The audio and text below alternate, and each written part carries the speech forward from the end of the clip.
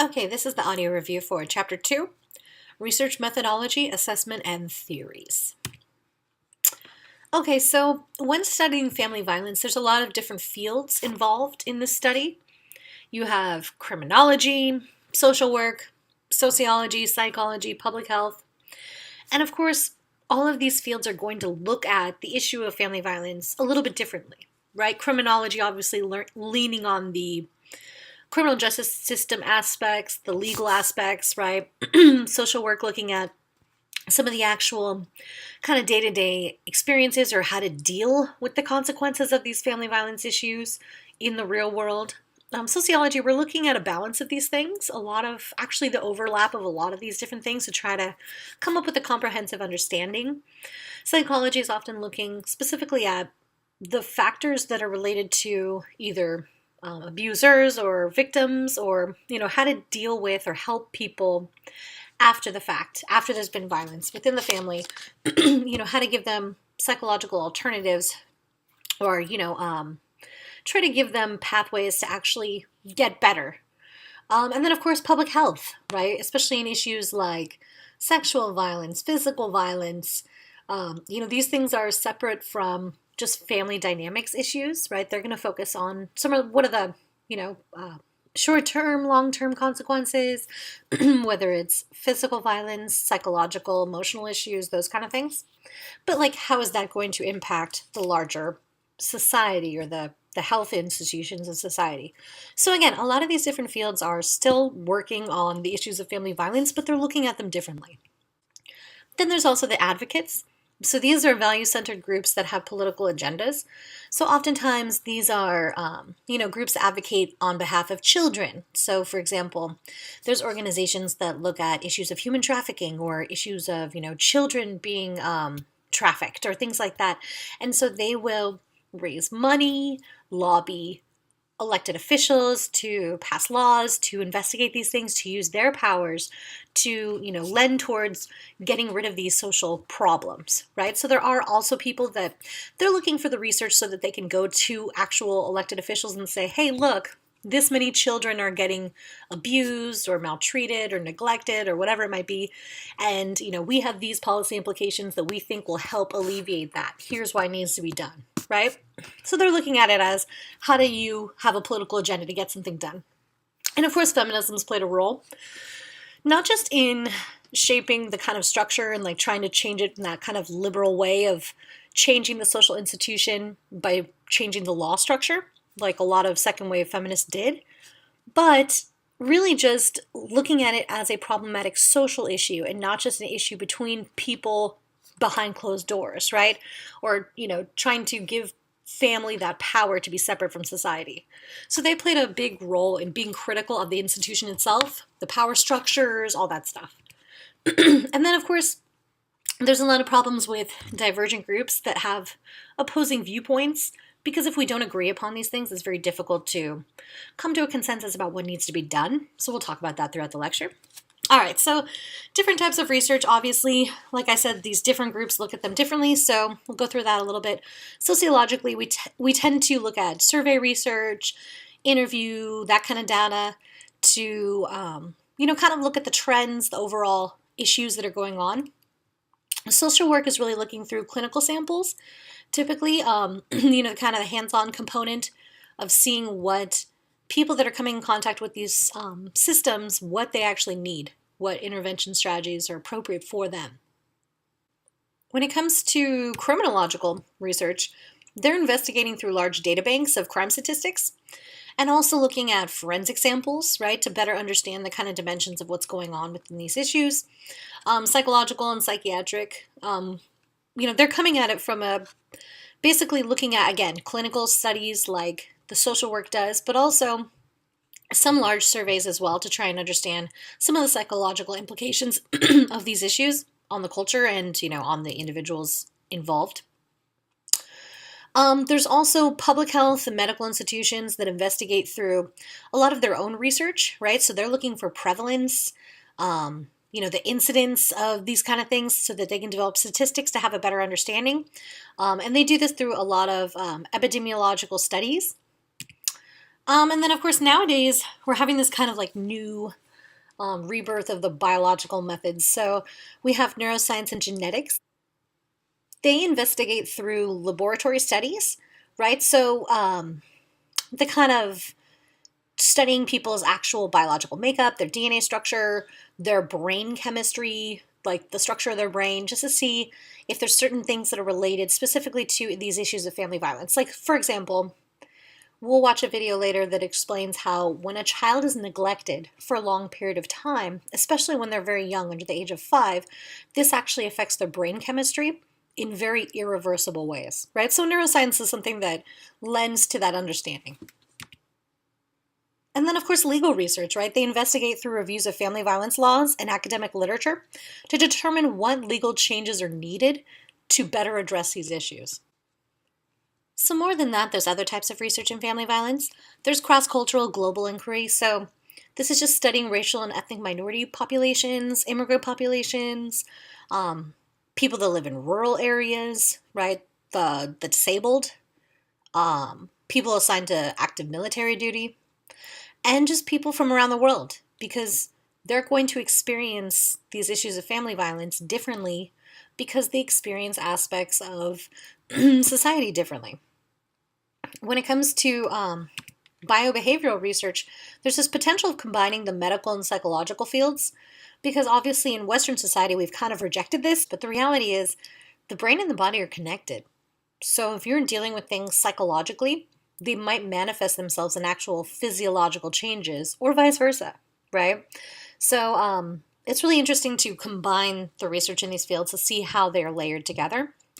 There's also interdisciplinary science, so just collaborating between different practitioners and agencies and researchers that are coming at it from different disciplines, so that we can kind of have a more holistic understanding of this.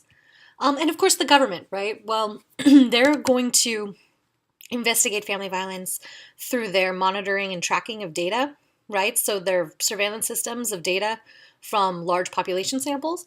But they're also one of the people that give out grants and money to do this research. So, an increased funding from them of research projects and expanded collaboration is completely necessary, and luckily had been happening for a lot of years, though we're hitting a little rough patch as of now. Okay, so some of the theoretical explanations of family violence. In the most basic, right, a theory is just an integrated set of ideas that explain a set of observations. So there's two different ways to look at it, the macro or the micro.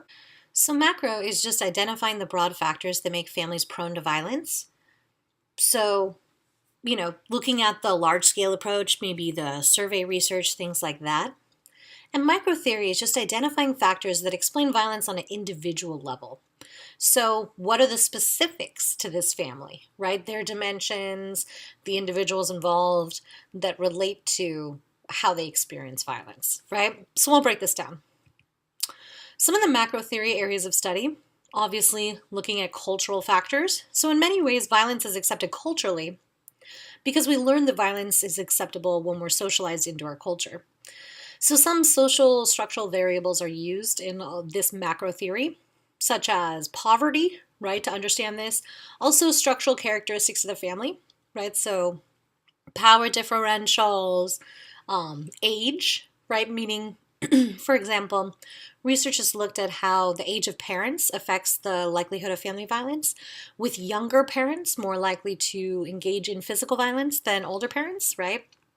So that's just one example. Or family stressors is another example of structural characteristics.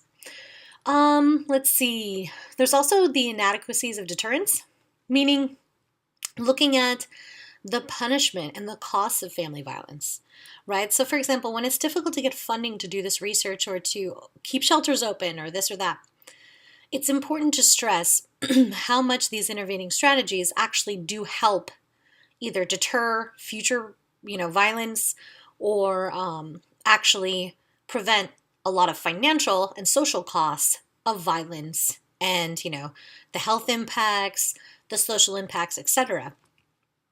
There's also this situational impetus, right? So meaning there might be some specific criteria that leads to more likelihood of violence, so that obviously has to be looked at, such as having a gun in your house or not, right? When you look at the likelihood of killing another family member, just having a gun in the house increases it like by hundreds. So that's one of the things that's another factor. And then, of course, evolutionary theory. In the basic, just trying to understand how we had developed the use of violence over time. And again, a lot of this kind of falls into that biological essentialism, which is not great. But again, looking at how we can come to understand the role of violence within our psyche. All right, some more macro theory of variables. Well, again, those were areas of study. These are the specific variables that would be measured, such as approval of violence or corporal punishment. So this goes hand in hand with the cultural and moral obligation that parents have. They're supposed to train their kids, right? Control them. So from this point of view, if you spank your kid, that's a normative way to get them to behave. But it's less normal for someone to hit their spouse, right? But again, it was accepted historically. So it's something that's just still often justified. So in a patriarchal culture, men hold greater power and privilege in the social hierarchy than women do. In extreme forms of patriarchy, men are even given the right to dominate and control their wives. So when we talk about cross-cultural research, we'll get into some of the specifics of this, right? Obviously, our socialization matters, right? How we're taught to see the world and to see the people in it. So teaching male dominance through socialization contributes to a moral exception to violence against women. So we find ways to victim blame women, or just anyone who's been affected by violence, to preserve the existing sexist structure. So there's 4 different perspectives about how family violence works from feminist theory. And we'll get into these more in depth later, but the first is just gender and power relationships, structure experiences of the family, right? So if you have a different gender expectations of roles, of who should be dominant, of who should control the money, of these kind of access to power, what kind of control you have in the household, that's going to affect how you experience IPV, right? Another theory looks at how historical relationships of the family themselves just as a social institution. So how historically we've allowed for a lot of patriarchal male domination of women, meaning, a lot of, there was a lot of control of women's finances, of all of those kind of things, what kind of opportunities she had in work, and all of those things that were restricted historically. So basically, if you look at the historical relationship of the family, it has said that, parents should wield power over children, that fathers should wield power over mothers, right? All of these kind of things have just been baked into the institution of the family. So it's really difficult to parse them out, right? And that institution itself, the family, has interacted with so many other social institutions, and so it's embedded within them all of these notions of that kind of hierarchical inequality within families. Almost normalizes that kind of violence. Another one is the importance of understanding and validating women's experiences, meaning we live in a culture that devalues women's voices, that sees women as catty and stupid and flippant and just not real, or maybe like really exaggerate, right? We don't see women as credible in the same way that we see men. So as a result, you have people like, the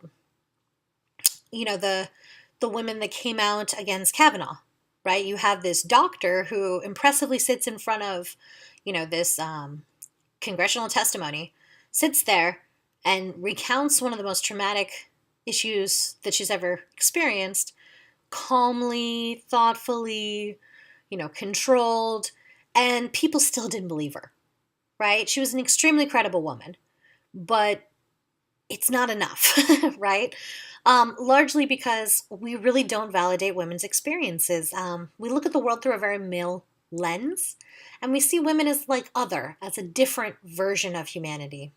So as a result, we don't really value their lifestyles, their experiences in the same way. So when they speak up, when they voice themselves, when they say, I'm experiencing violence at home, or this person's controlling me, or things like that, they need to be taken seriously. They need to be listened to, and not just be like, well, that's your opinion, or you're exaggerating, or, all women think this or that, that really lend to continuing violence instead of challenging it. And then the last one is just the use of family violence research to help women. That's another focus, is really just trying to see how the research itself is not supposed to be like, okay, now we know there's violence, the end, but it should serve as an opportunity to provide recommendations to lawmakers, to provide recommendations to activists that are out there already trying to secure more opportunities for victims of these things, and again, prevent future victimization.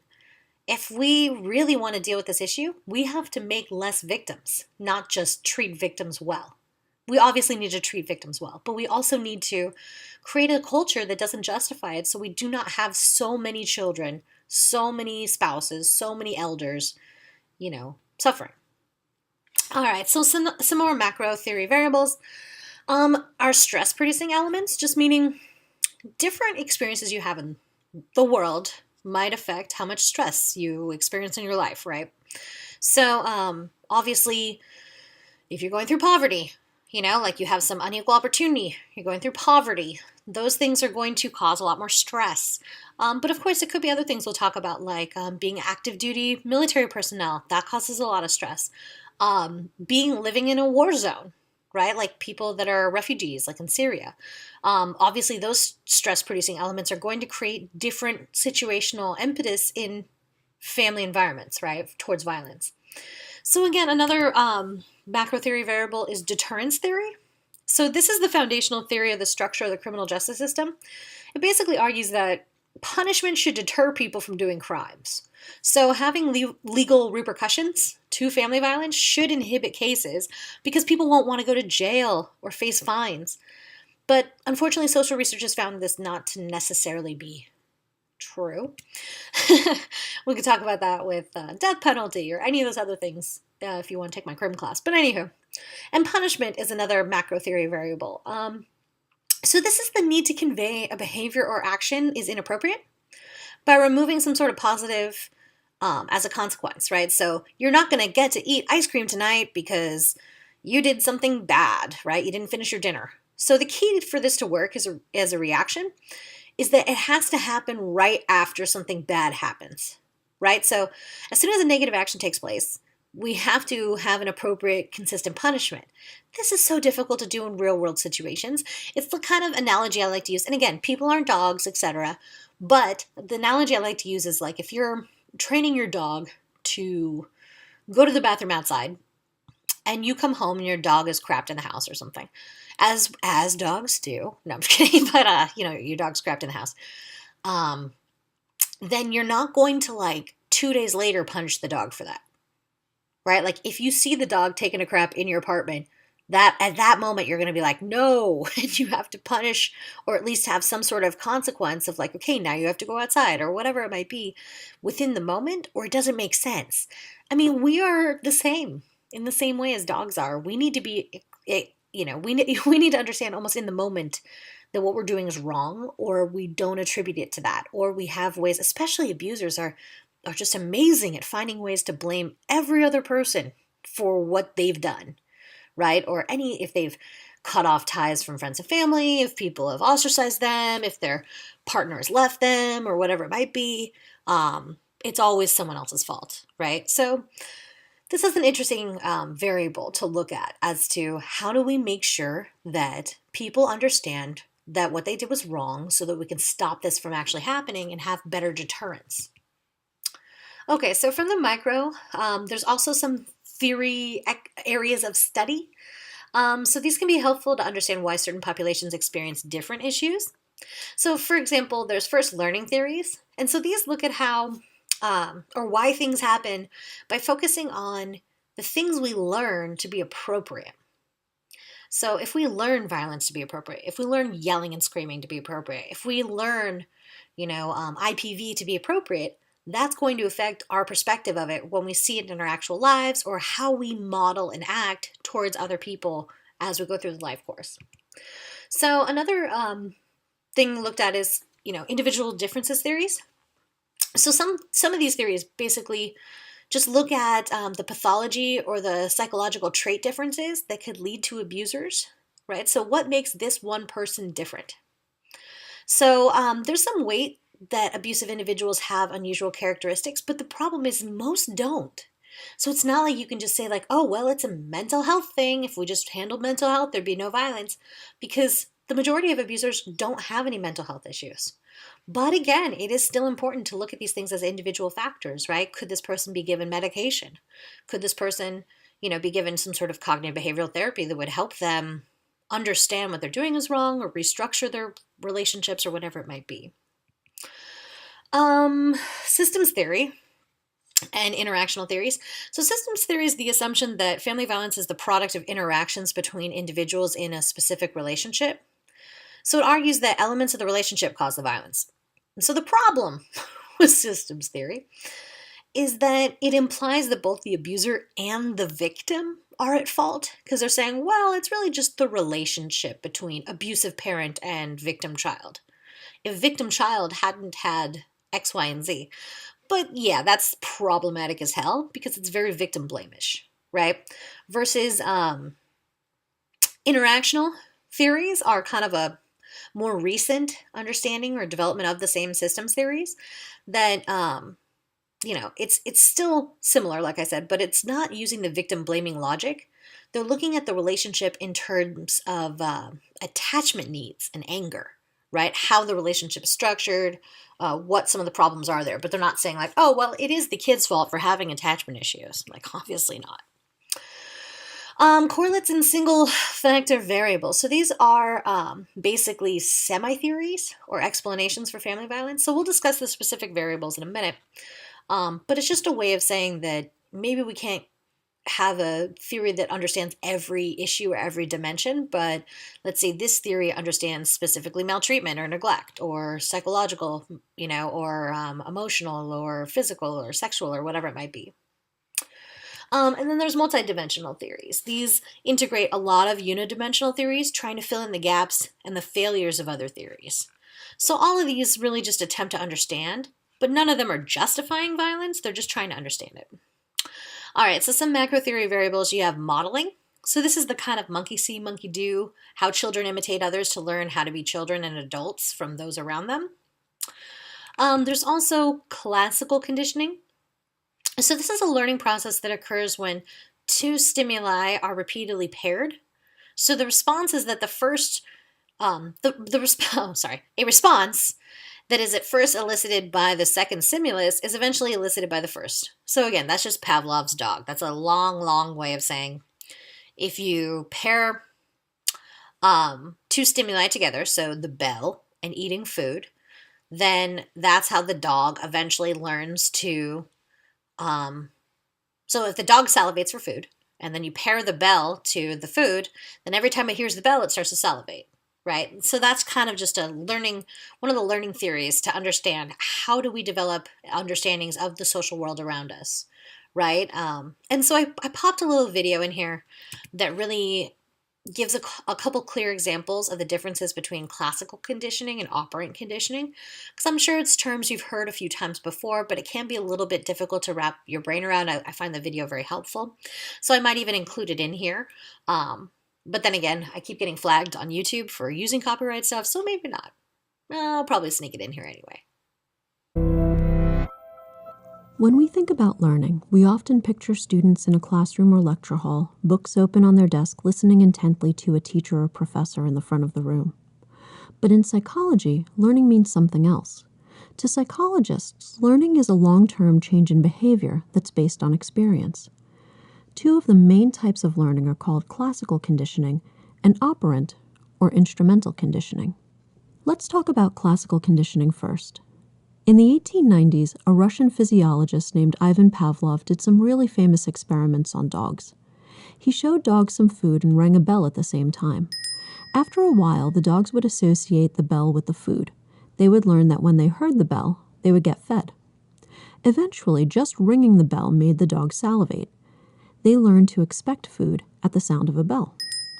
You see, under normal conditions, the sight and smell of food causes a dog to salivate. We call the food an unconditioned stimulus, and we call salivation an unconditioned response. Nobody trains a dog to salivate over some steak. However, when we pair an unconditioned stimulus like food with something that was previously neutral, like the sound of a bell, that neutral stimulus becomes a conditioned stimulus. And so classical conditioning was discovered. We see how this works with animals, But how does it work with humans? In exactly the same way. Let's say that one day you go to the doctor to get a shot. She says, "Don't worry, this won't hurt a bit," and then gives you the most painful shot you've ever had. A few weeks later, you go to the dentist for a checkup. He starts to put a mirror in your mouth to examine your teeth, and he says, "Don't worry, this won't hurt a bit." Even though you know the mirror won't hurt, you jump out of the chair and run screaming from the room. When you went to get a shot, the words, "this won't hurt a bit," became a conditioned stimulus when they were paired with the pain of the shot, the unconditioned stimulus, which was followed by your conditioned response of getting the heck out of there. Classical conditioning in action. Operant conditioning explains how consequences lead to changes in voluntary behavior. So how does operant conditioning work? There are two main components in operant conditioning: reinforcement and punishment. Reinforcers make it more likely that you'll do something again, while punishers make it less likely.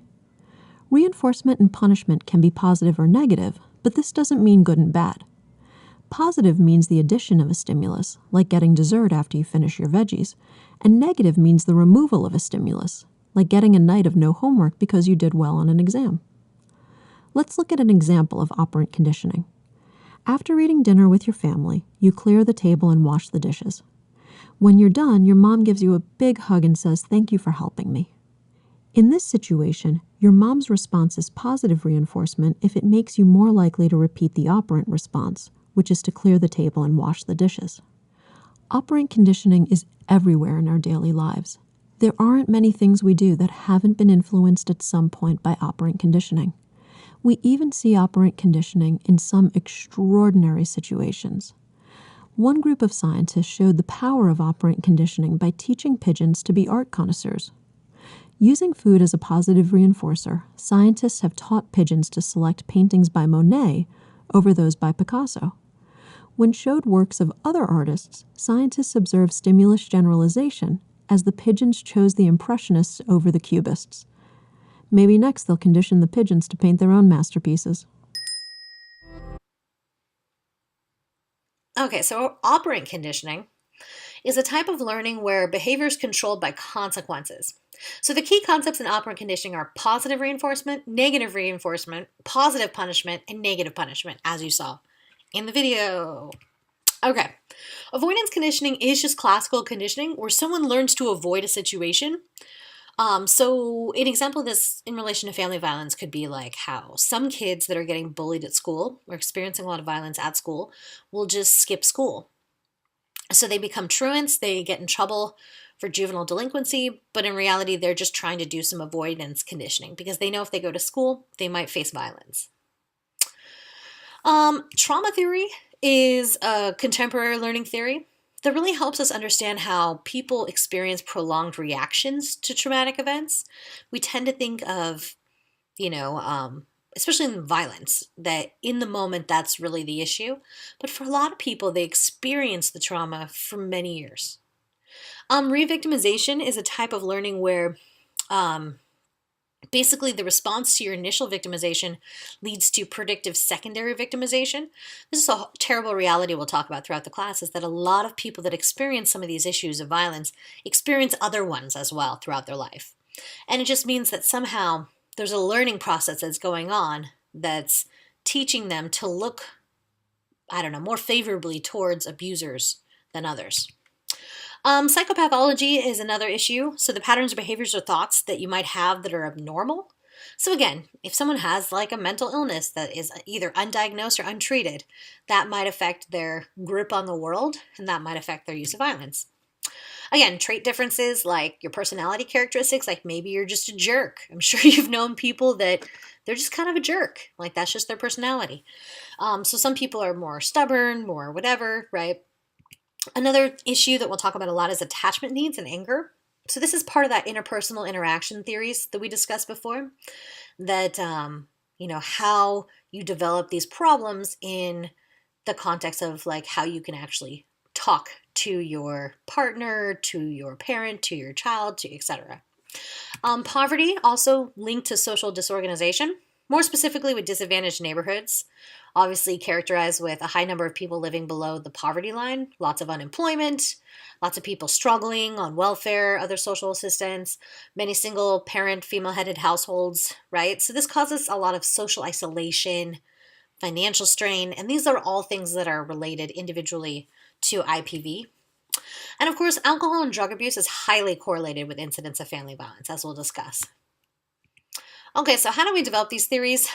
Early investigations were very weak methodologically. Some of the shortcomings, and you don't have to memorize these, but just to know, was a lack of understanding in ethical principles, right? So really looking in a very victim-blaming way at these communities and looking at them as outsiders, right? Instead of from that kind of perspective of what people are experiencing. There's also been inadequate methods of obtaining data. So this leads to underdeveloped theories because if you don't have all the data, hard to have all the theory, right? And this leads to imprecise definitions and methods of measurement. Obviously, if you're not using correct, sampling procedures, that leads to failure to use optimal comparison groups, all this stuff, right? Over-reliance on descriptive and cross-sectional investigations that aren't going to give you the kind of validity or reliability you're looking for. Use of univariate rather than multivariate methods. That's a big one, right? If you're only looking at one factor instead of factors that we know tend to co-occur with each other, you're not seeing the whole picture. There's also been a failure to replicate studies or integrate findings.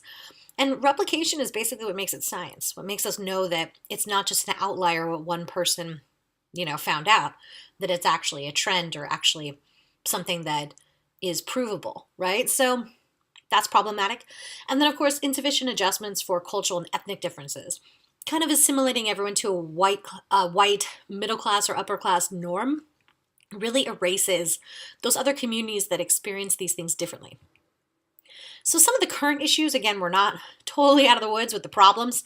As far as advanced statistical techniques, there's issues with structural equation modeling and multivariate and univariate designs.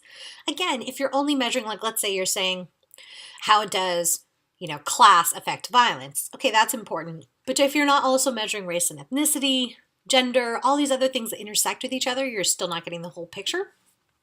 So some of the issues still include lack of random assignment, which again isn't going to give you the ability to extrapolate your research to larger populations, lack of theoretical foundation. To really understand and incorporate findings in a lot of research, you need to have some way to interpret these things through theories, to make sense of what you're finding. There's also a lack of clear definitions and constant disagreements. And so again, we talked about this. If we don't even have a clear definition, then the way you do research, the way I do research, we can have the same topic, but if we don't define child abuse the same way, we might be measuring it very differently. Therefore, our research studies are like apples and oranges at that point, right? There's also divergent samples of research participants. It's kind of hard. It's not like a public opinion thing where you can just find any old person that applies. You need to find research participants that have experienced violence, right? So that's not the easiest thing to do. It's kind of a sensitive group as well. Also, so again, lack of comparison groups.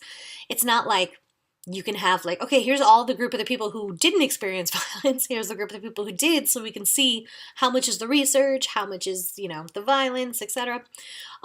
That's problematic. Also, it's very difficult to conduct longitudinal studies. For some issues like educational attainment, stuff like that, people don't have that hard of a time getting longitudinal studies to happen. But with something like violence like this, some people, they want to just move on with their lives. That yes, those things still affect them, but they don't necessarily want to talk about it every year on the year or every 5 years or every 10 years to see how much these things have affected the trajectory of their lives. And again, a lack of a diversity awareness. This is still a problem that's going on. It's just kind of amalgamating everyone to a white middle class norm.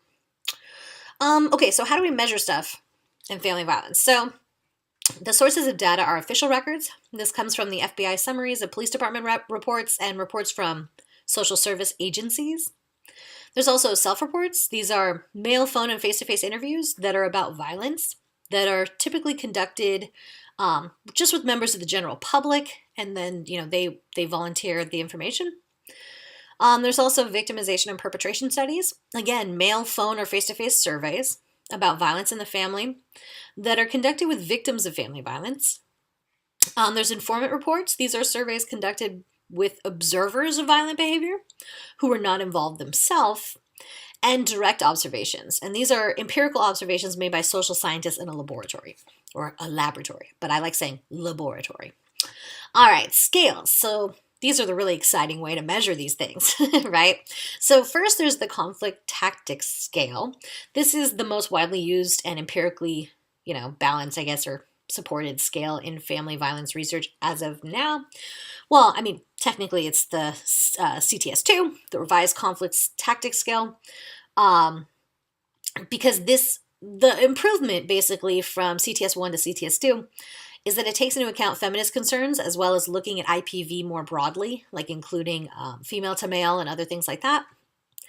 And then the parent-child CTS is a slightly modified version of the scale that's used for children or teenagers. Okay, so some of the issues with current measurements, there's a growing recognition of psychological abuse.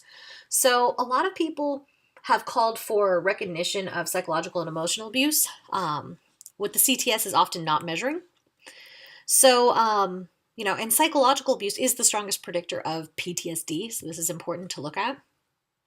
There's also no single scale that's effective enough to measure every dimension of family violence.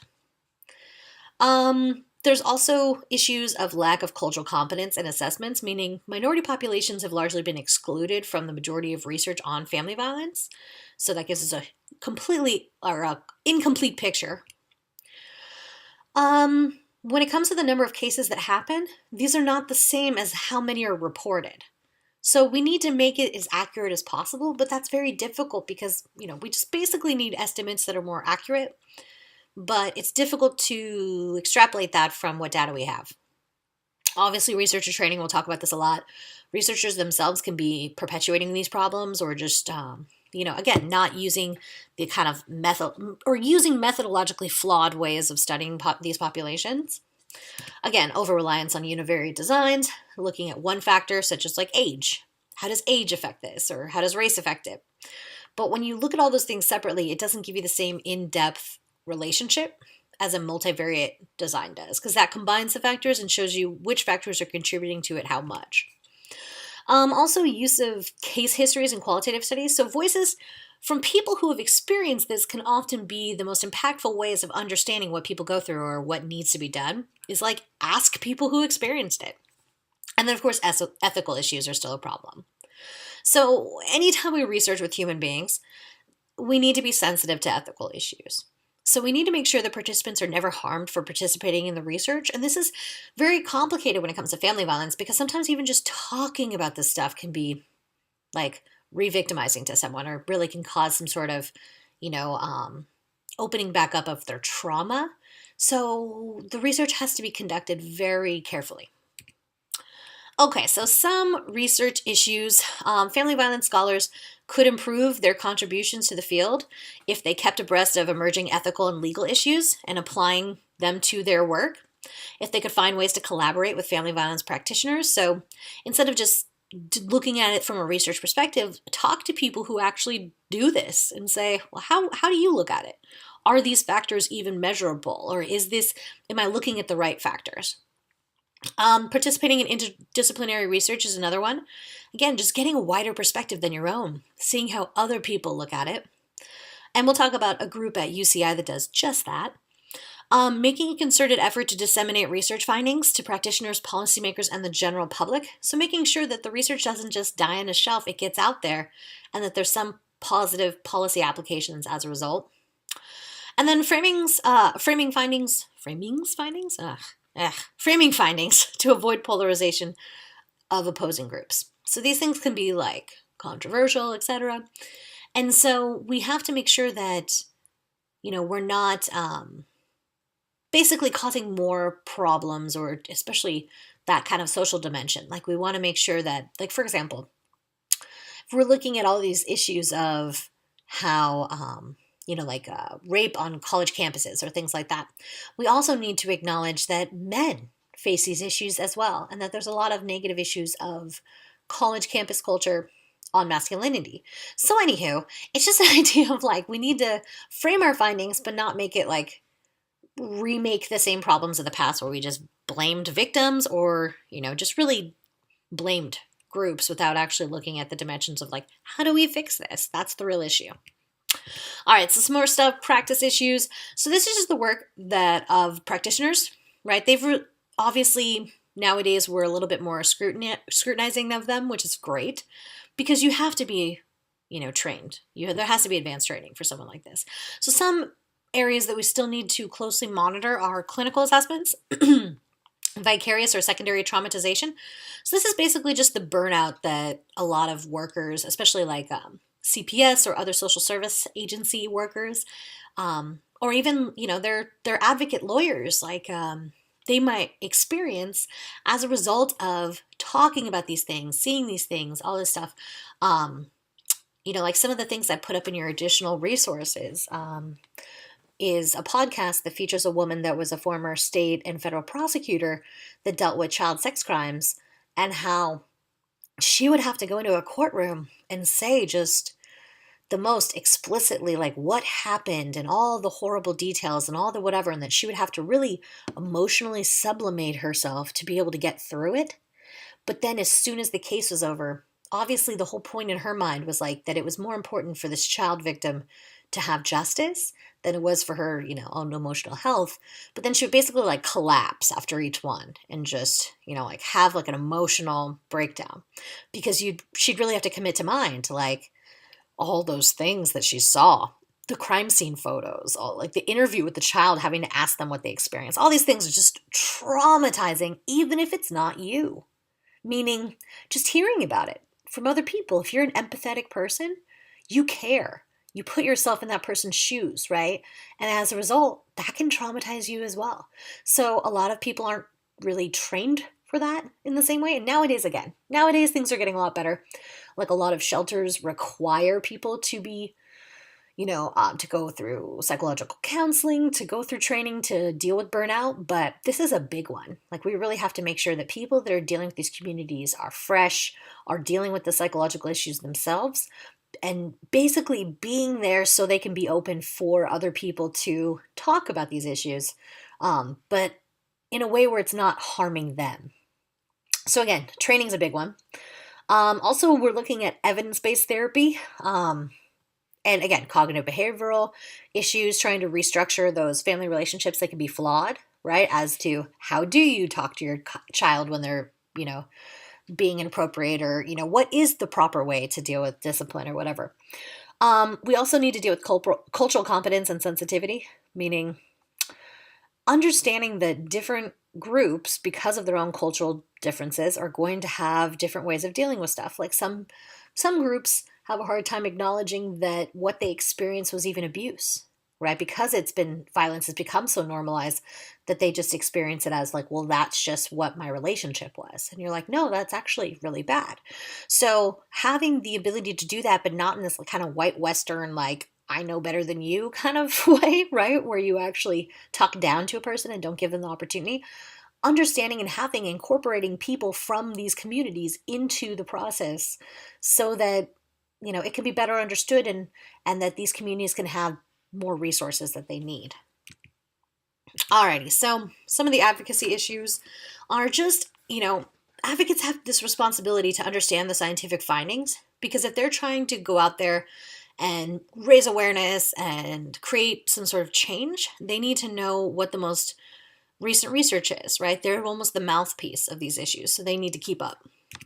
Also, policy implications, right? Researchers have a responsibility to make their research findings easily understandable so that policymakers can do something about it, right? So that they can understand what the issue is, and that policy can then contribute to progress in the field of family violence. Like, we know that there's mandated reporting laws. That came from research, right? That came from people experiencing things, compiling research and saying, a lot of people come in contact with educational institutions for child abuse or the healthcare institution for any kind of abuse.